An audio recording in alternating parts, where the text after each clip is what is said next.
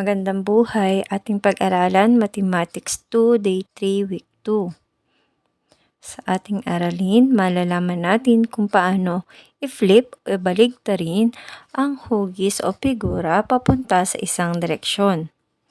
Tingnan ang larawan. Pinakataas at kaliwang bahagi ng ating grid.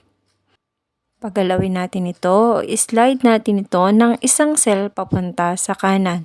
At pagkaraan ay muli nating bakatin sa panibago nitong posisyon. Ano kaya ang natapos mong hugis o figura? Ganito ba? Kung ganito, ikaw ay tama. Una, paano natin pinagalaw ang figura? Tama, tayo ay nag-slide ng isang cell papunta sa kanan. Ikalawa, nabago ba ang itsura ng ating figura pagkatapos nating mag-slide? Hindi. Pareho pa rin ang itsura ng ating figura. Ikatlo, nabago ba ang hugis ng ating figura pagkatapos nating mag-slide? Hindi. Tanging ang posisyon lamang ang nabago. Tingnan ang larawan. Ang makikita sa larawan ay tinatawag na slide o paggalaw papunta sa isang direksyon nang hindi pinabago ang posisyon o anyo ng isang figura. Tingnan ang ikalawang larawan. May napansin ka bang pagbabago sa bilog o circle after nitong gumalaw? Tama. Nabago ang posisyon ng triangle sa loob ng bilog. Ano ang nangyari sa triangle sa loob ng bilog? Tama.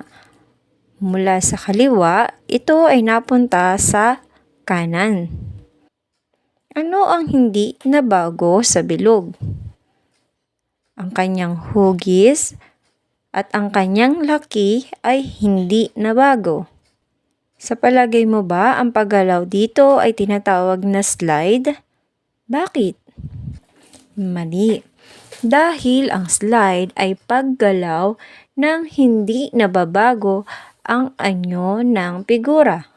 Kung ganun, ano kaya ang pagbabago ang nangyari sa bilog na nakita natin sa larawan? Tingnan muli ang larawan.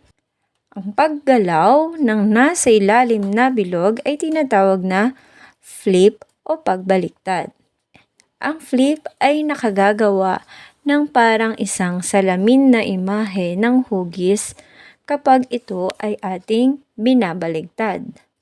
Kapag nakita nyo ang simbolong ito, ang ibig sabihin tayo ay magbabaliktad ng hugis o figura papunta sa kung saan nakaturo ang direksyon.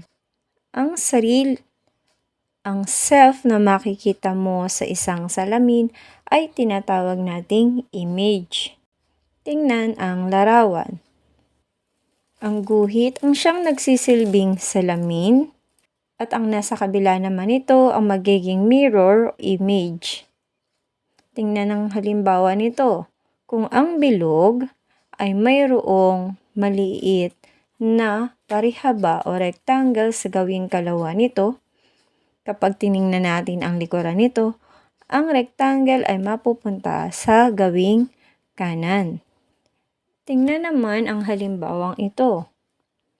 Kung ang bilog naman ay babaligtarin naman natin ng pababa, makikita na ang rectangle na nasa gawing ibaba ay mapupunta sa gawing kanan. Gayon din naman sa ikalawang larawan, kung ang kanyang pagbaliktad o pag-flip ay papunta sa kanan, ang rectangle na kanina ay nasa kaliwa ay mapupunta sa kanan nito. At kung i-flip natin siya o babaliktarin papunta naman sa itaas, makikita na ang rectangle ay mapupunta muli sa gawing kanan na ibabang bahagi nito. Kaya mo bang subukang iguhit ang figurang ito? Kung ganito ang iyong nagawa, ikaw ay tama. Muli nating subukan. Maaari mo bang i-flip o baliktarin ang hugis na ito ayon sa direksyong itinuturo? Kung ganito ang iyong nagawa, ikaw ay tama. Muli mo ngang baliktarin ang figurang ito papunta sa direksyong itinuturo ng arrow. Kung ganito ang iyong nagawa, ikaw ay tama. Pagalawin ang triangle na ito sa pamamagitan ng pag-flip papunta sa direksyong itinuturo ng arrow. Kung ganito ang iyong nagawa, ikaw ay tama. Tandaan, sa pag-i-slide o pagta-translate ng hugis, ito ang iyong dapat gawin. Una, tukuyin ang orihinal na posisyon ng hugis. Ikalawa, baliktarin ang hugis papunta sa tinutukoy na direksyon. At ikatlo, iguhit muli ang hugis sa bago nitong posisyon. Tandaan, ang slide ay paggalaw ng isang guhit o figura papunta sa isang posisyon nang hindi nababago ang kanyang itsura. Samantalang, ang flip naman ay pagbaliktad ng isang hugis papunta sa isang direksyon upang makagawa ng mirror image o baliktad na imahe. Para sa iyong pagsasanay, sagutin ang mga sumusunod na tanong. Gawin mo ito sa iyong kwaderno.